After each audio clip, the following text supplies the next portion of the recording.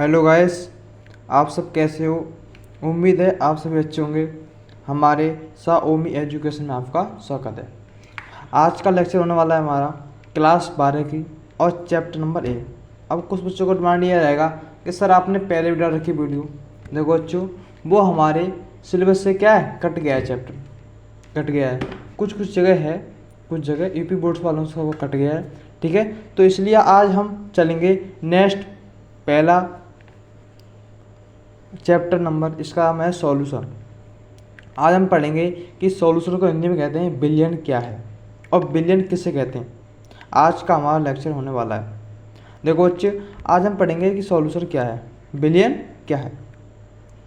वह पदार्थ होता है, बिलियन वह पदार्थ होता है जिसका निर्माण विलेय तथा विलायक से होता है। बिलियन वह पदार्थ, मतलब मान लो एक पदार्थ ऐसा है इसके अंदर क्या है, दो चीज मिली हुई है, क्या, एक विलेय और एक विलायक। जिस पदार्थ के अंदर, जिस वस्तु के अंदर क्या है, दो चीज मिलकर जिसका निर्माण होता है उसे हम सॉल्यूशन बिलियन कहते हैं। जैसे उदाहरण के लिए ले कि हमने क्या है, जल में चीनी का मिलना, मतलब हमने क्या किया, हमने जल के अंदर क्या है, चीनी को मिलाया। ऐसे हम आम भाषा में कहें, अपनी आम भाषा में तो क्या है, शरबत। शरबत क्या है, एक सॉल्यूशन है।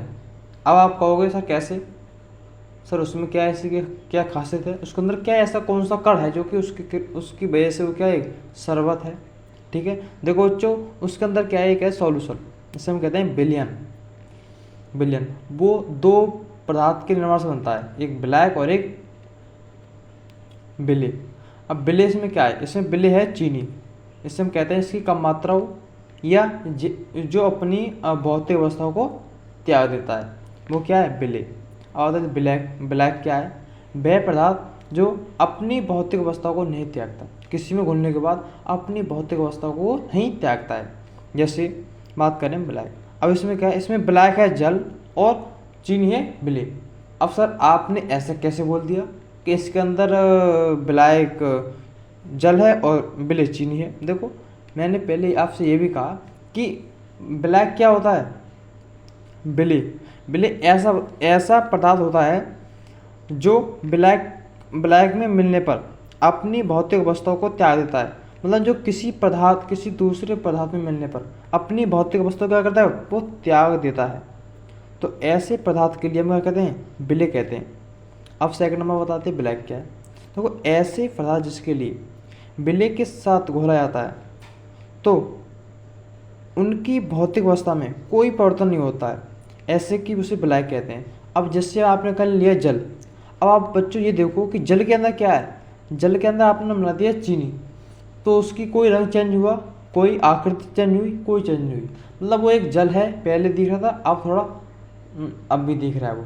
ठीक है, पर क्या है, हम जल की मात्रा ज़्यादा है और वो अपनी भौतिक अवस्था को नहीं चेंज कर रहा है, तो क्या है, वो एक विलायक है। और जो अपनी भौतिक अवस्था को चेंज कर रहा है वो एक विलेय है। ठीक है बच्चों, हम देखो, जैसे उदाहरण के लिए मैं आपको और समझाता हूँ। हर बार मैं आपको यही कहता हूँ, बच्चे यही कंफ्यूज रहते हैं कि सर विलायक और विलेय में क्या अंतर है, विलायक और विलेय में। अब कुछ बच्चे क्या करते हैं कि उनको यही नहीं पता, कुछ बच्चों को था कि सॉल्यूशन क्या है, मतलब विलेय क्या है, विलायक क्या है और विलेय क्या है। देखो बच्चों, मैं आपको वही रिपीट करता हूँ दोबारा कि सॉल्यूशन है का वो विलेय है, जिसका निर्माण होता है वो विलेय तथा विलायक से होता है।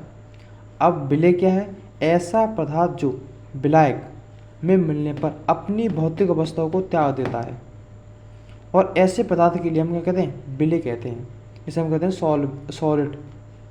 और विलायक को इंग्लिश में कहते हैं, इंग्लिश में कहते हैं सॉल्वेंट। ऐसे पदार्थ जिनके लिए विलायक के साथ घोला जाता है, सॉल्यूट के साथ घोला जाता है, तो अपनी भौतिक अवस्था में कोई परिवर्तन नहीं होता, तो ऐसे पदार्थ के लिए हम कहते हैं विलायक कहते हैं, सॉलिड इंग्लिश में कहते हैं। ठीक है, अब ऐसे उदाहरण के लिए और हम क्या आएंगे कि नमक का जल में मिलना। अब जैसे आप कहोगे सर आपने तो वो जल चीनी ले लिया और दूसरा तो कहाँ ले लो, क्या बात है। जैसे जिसमें नमक तो विलेय है, मैंने आपसे यही कहा था कि जो अपनी भौतिक अवस्था को किसी मिलने का त्याग देता है, तो इसमें जल है, जल अपनी भौतिक अवस्था को नहीं त्यागेगा हाँ, नमक है कब वो जल में घुलने के बाद अपनी भौतिक अवस्थाओं को त्याग देगा। ठीक है बच्चों। अब वही है कि जल है उसमें ब्लैक है, और जो दोनों मिलकर बन रहा है वो क्या है, वो विलयन है। ठीक है, ऐसे चीनी का जल में घुलना। ठीक है बच्चों। अब हम पढ़ेंगे नेक्स्ट वीडियो के साथ। आज देखो नेक्स्ट क्या, इसमें आए टाइप्स ऑफ सॉल्यूशन। सॉल्यूशन के आपने देखा सर, आपने तो चीनी और उसमें बता दिया अंदर, अरे एस तो हमारा हर चीज़ का मिश्रण है, वो सब विलयन है क्या, वही आपको रिपीट करेंगे। इसमें क्या है, सॉल्यूशन के प्रकार, सॉल्यूशन है कब वो दो प्रकार का बांटा गया है, एक गैसेस सॉल्यूशन और लिक्विड सॉल्यूशन और सॉलिड सॉल्यूशन। सर आपने इंग्लिश में लिख दिया, हिंदी में क्यों लिखा, देखो इंग्लिश में, हिंदी में कुछ नहीं है इसमें। हिंदी में क्या है, गैसेस सॉल्यूशन मतलब गैसीय विलयन, लिक्विड सॉल्यूशन मतलब क्या है, द्रव सॉल्यूशन, और सॉलिड सॉल्यूशन मतलब ठोस विलयन। ठीक है। अब फर्स्ट में आता है पहला गैसेस सॉल्यूशन। इसमें क्या है, इसमें एक वो जो मिलेगा वो गैस होगा, दूसरा क्या है, सॉलिड होगा। गैस और सॉलिड को मिलाते हैं तो क्या बनता है, जैसे हम कपूर में, कपूर को जब कपूर और नाइट्रोजन को मिलाते हैं तो उसका क्या कहलाता है, वो एक गैसेस सॉल्यूशन कहलाता है, मतलब एक ठोस में और गैस में मिलन हो रहा है, तो वो मिलन कहलाता है हमारा गैसेस सॉल्यूशन। अब लिक्विड और गैस मिल रही है, मतलब क्लोरोफॉर्म मिला है और नाइट्रोजन मिला है, ये ज़्यादा का क्वेश्चन नहीं आते जी, 1-2 नंबर के आते हैं ओनली बेस। तो बच्चों ये आपको ध्यान रखना है कि सॉलिड और गैस का मिलना, नाइट्रोजन और कपूर का मिलना, और लिक्विड और गैस का मिलना मतलब क्लोरोफिल और नाइट्रोजन का मिलना। ठीक है। जब क्लोरोफिल और नाइट्रोजन को मिक्स करते हैं हम तो क्या बनता है, एक गैसेस सॉल्यूशन बनता है, जिसे हम कहते हैं लिक्विड और गैस का मिलना। ठीक है। और गैस का मिलना तो ऑक्सीजन नाइट्रोजन का मिलना, कार्बन का और ऑक्सीजन का मिलना तो कार्बन डाइऑक्साइड बन जाता है, और नाइट्रोजन और ऑक्सीजन का मिलना होता है तो क्या है, नाइट्रिक ऑक्साइड का निर्माण हो जाता है। ठीक है। अब बताते हैं कि लिक्विड सॉल्यूशन क्या है।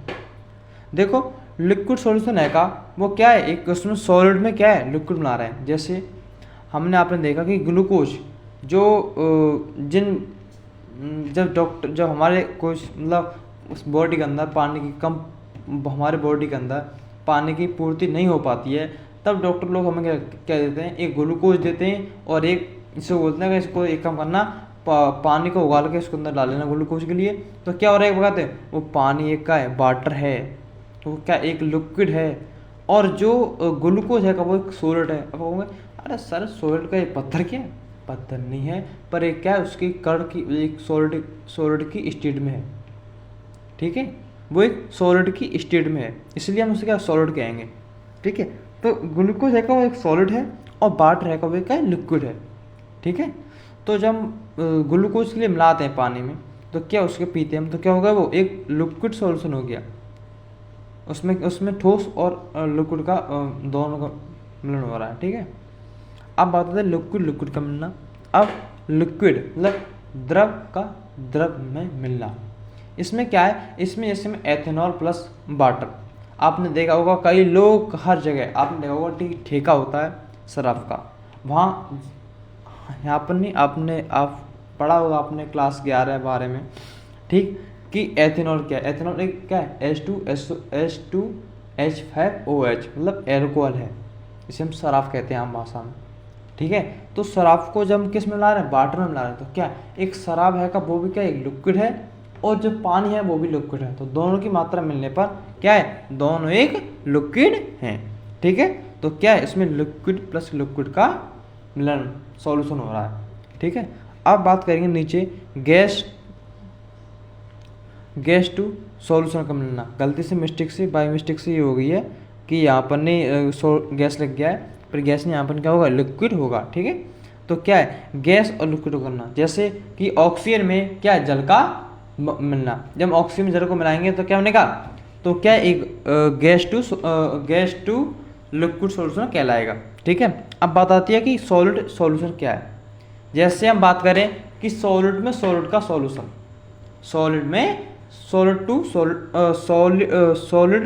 Solid solution. ऐसे हम बात करेंगे कि कॉपर में गोल्ड, मतलब गोल्ड होता है सोना। ठीक है। सोना, कॉपर में सोना का मिलना, जब हम कॉपर में सोने को मिलाते हैं तो क्या बनता है, वो एक सॉलिड टू सॉलिड का सॉल्यूशन कहलाता है। अब बात आती है लिक्विड टू सॉल्यूशन का, लिक्विड टू सॉलिड सॉल्यूशन। ऐसे हम कि मिलाते हैं कि एक लिक्विड है क्या, Hg मरकरी, मरकरी क्या लिक्विड है, और सॉलिड क्या है, सोडियम। ठीक है, जब हम सोडियम और कैल्शियम को, सोडियम और मरकरी को मिलाते हैं तो क्या है, अमोर्फस, इसे कहते हैं अमोर्फस कहते हैं इसे।